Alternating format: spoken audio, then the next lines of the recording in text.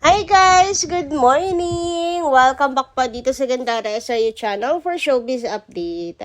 Andito na naman nga po akong muli nagbabalik. Nagmamaganda ninyo kachismasang Kim Pao. Wala na nga pong iba. Ang lokaret na si Gandara SRU upang maghatid po sa inyo ng latest update and fresh happenings patungkol kina Kim Chiu and Paolo Avellino.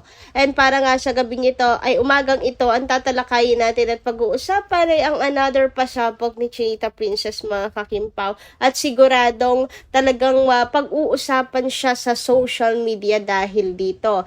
Kaya naman tumutok lamang po kayo at huwag bibitiw hanggang sa dulo ng ating update.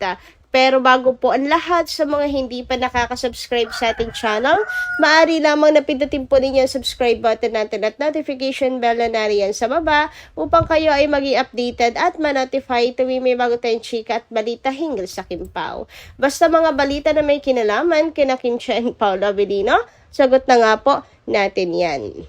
And then po pala natin magbasa ng ilang comments mula sa ating mga taga-subaybay bilang pasasalamat sa walang sawang pagsuporta at pagtutok sa atin pong daily updates at para bigyan ng tinig ang mga reaksyon at saloobin ng mga fans sa mga nangyayari at kaganapan kina Kim and Paolo. Ang first commenters nga natin para sa umagang ito ay sina Madam Helenita Catalasan at Ma'am Edita Nadansa. Shout out po to both of you at magandarang umaga. Sabi niya rito, hello Gandara, thanks for supporting our idol Chinita Princess, Kim Chiu forever. I'm praying for you to guide and protect you.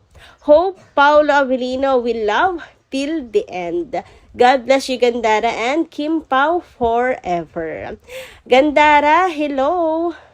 Nakita ang aming nabalita. Ano yun?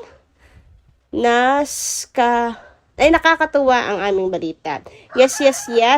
Ayan na, totoo na yan. Alam naman natin na agree ang family ni Pao, kaya Kimi, botong-boto eh. Kaya syempre, isang family na sila. Ano nang problema? Alam ng lahat kay Kim at Pao. Kaya ito na ang nangyayari kasi family Chiu at Avellino ay magkaisa na. In God's will. In Jesus' name, amen. So, meron pa nga ba po na makakapigil sa Kim Pao bukod sa tadhana? Di ba wala naman na mga kakimpaw? At lalo na kung both families mga kakimpaw, agree sa relasyon ng dalawa. Di ba? Open naman, kumbaga, kita nyo naman sa mga pictures ni Paolo with Chiu family. Mukhang welcome na welcome talaga si Pao sa Chiu fam. And sana ganun din nga si Kim po sa family ni Paolo Avellino. Meron tayong ilang nakikitang balita na okay si Kim with Paolo Avellino's fam. Pero syempre iba pa rin yung makita natin na may bonding together si Kim talaga sa pamilya ni Paolo. Diba? So ayun, hangad natin ang makakabuti talaga sa Kim Pao. Makakabuti. Anyway, sabi naman dito ni Ma'am Norma Dayang, shoutout po. Gandara, good PM Gandara, hayaan mo lang yang mga basher kasi lost hope na sila sa pagpapahiwalay sa Kim Pao. Nakakahiya sila, tulad sila ng idol nila na naghahabol sa isang lalaki na gustong-gusto nila. Kaya kayo mga basher, kawawa yung idol nyo na pag nagpakita ng motive sa lalaki na gustong-gusto ay baka pagsisihan sa bandang huli because of your unexplainable personality. Unexplainable. Magkahiwalay kasi. Unexplainable personality. So, flirt ka. Kasi yung bash ng mga fans mo ay mahilig sa laplapan ng Kim Pao. How about you? Di mo ba napapansin sa sarili mo? Kasi yun unang humahawak sa pakikipaglaplapan kay Eko. Well, experience na yan ni Eko and he knows everything about the weaknesses of a woman like you. God bless KP, most especially to Kimi. Other natal day, more birthdays to celebrate Kimi. Wishing you good health, more blessings to come, and a true mind to love and care you. Till death do you part. So, ayan, Ma'am Norma Dayag. Huwag naman natin isisi sa iba yung ginagawa po ng mga fans. Actually, eto mga fans na to, no, grabe talaga makaano kay Kim. So, sa kanila po natin ito ibalik. 'Di ba? Yun nga, yun din ang masama, masaklap. Dahil sa ginagawa ng mga fans, yung idol nila ang napapahamak, idol nila yung, tawag dito, idol nila yung kawawa, 'di ba? So sana matauhan na nga po sila at tigil-tigilan nila si Chinita Princess kasi walang ginagawang mali sa kanila si Kim. Anyway, dumako naman tayo ngayon dito sa comment po ni Ma'am Ana Lini Hiccup. Shoutout po't magandarang umaga. Gandara, asan ka na? Napakaraming ayuda. Sobrang gwapo ni Paulo. Oh, natin sa party ng Babe. Kim Pao forever. Happy birthday, Kim. So, hindi ko na po binasa yung walang, madam, kasi medyo nalito ako eh. Anong walang Kim Pao forever? Okay, siguro typo error lang or meron siyang hindi na type. But anyway, ayan, kilala naman natin si Ma'am Annalyn Hiccup. Talaga napakapanatag niyan kina Kim and Paolo. And yes, Ma'am Annalyn, yan nga yung dahilan kung bakit hindi tayo nakakatulong. Talaga ng, ng maaga. Well, masarap matulog, nakangiti, masaya, pero hindi agad nakakatulog ng maaga dahil ang dami talagang mga kaganapan, ang dami talagang ayuda, sobra. Tapos yung pagpunta ni Pao sa birthday party, sinong makakaget over agad-agad doon. Tapos, sinundan pa ng rehearsal nila. Tapos, syempre, mag-world tour na. Tapos, project nila. Grabe, sunod-sunod na talaga to. Ang kinin natin, yung March pala para talaga sa The Alibay. Month of The Alibay yon. Ito naman ang ating month. April ay month po ng mga Kim Pao fans. Anyway, speaking of Kimi, the birthday girl. So, kahapon nga po sa Showtime, Lunes, nagpamalas nga si Kim ng kanya po talento again sa kanyang birthday prod sa Showtime. And wag ka, dito nga po sa ni Kimi, repost, ayan, number 1 only on X. Ayan, number 1 only on X trending. Showtime Kimi birthday, Chu Yap.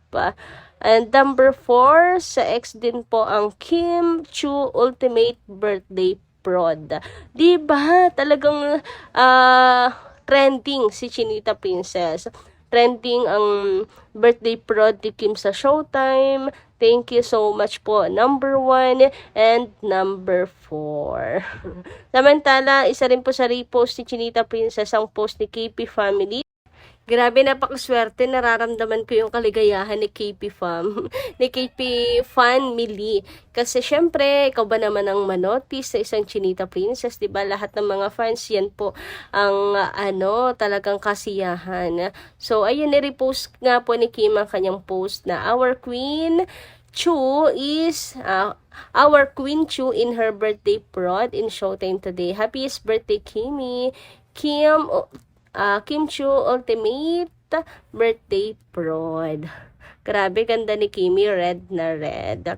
Speaking of Chinita Princess, mga ka-Kim Pao, eto na nga, at hindi pa natatapos ang pasabog ni Kim. Hindi lamang po ang kanyang birthday prod, hindi lang kanyang birthday party, kundi another pasabog sapagkat, eto may bago tayong aabangan. Ang magazine ni Chinita Princess. Huy, nakikilala nyo ba yan? Di ba pasabog mga ka-Kim Pao? Eto na nga, sabi ni Kim Pao Cramps sa X. Follow nyo po yan siya ha. Can't wait. Kim Chu X Metro Magazine. Yes, abangan natin yan mga ka-Kim Pao. Another pasabog ng ating Chinita Princess. Grabe ang init. Sobrang hot ng ating Chinita Princess. Another blessing na naman nga po sa kanyang buhay. Siya ay cover ng Metro Magazine. Congratulations, Chinita Princess! Anyway, si Paolo Avellino naman, mga kakimpaw, ay walang mintis sa kanya pong pagpapaiyak sa mga fans sapagkat patuloy nga po ang pagkukumpirma ng kanilang relasyon at pagiging matapang ni Paolo Avellino sa pagbibigay ng mga resibo, ayuda, at pagmamahal kay Kimi. Uy, grabe nga yun.